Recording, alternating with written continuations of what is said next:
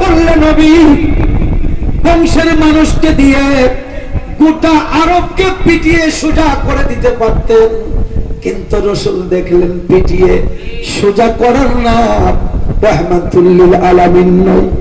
রাহমাতুল লিল আলামিন হতে হলে আল্লাহর বান্দাদের প্রতি দয়া মায়া হচ্ছে ফরজ। তাই আমার আল্লাহ পাক বলেছেন, নবী গো, আমি আল্লাহ পাক সব নবীকে দিয়ে তোমাকে বিচার করে দেখেছি, তোমার মধ্যে কোন রকম ত্রুটি নাই।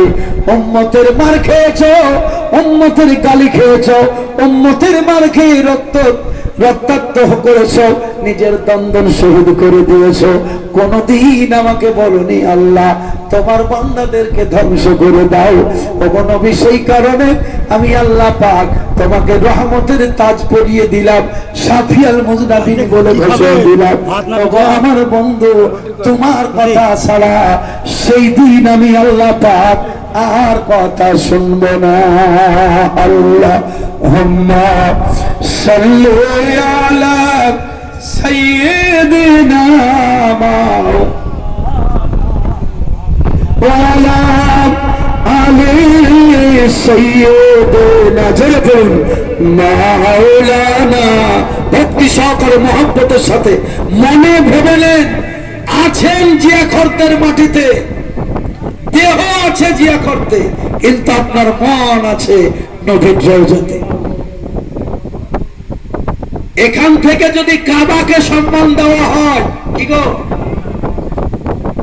নামাজে বলুন অন্যান্য সময় বলুন, কাবাকে না দেখে পাথরের ঘর কাবা, পাথরের ঘর কাবাকে যদি ভারত থেকে সম্মান দেওয়া হয়, যিনি কাবারও কাবা हाथियों शहंशाह का रौजा देखो, काबा तो देख चुके, काबे का काबा देखो।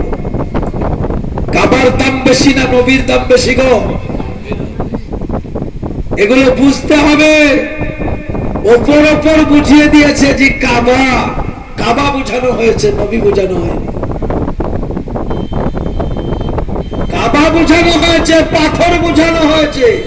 বাবা, ও কাবা হলো পাথরের ঘর, পাথর।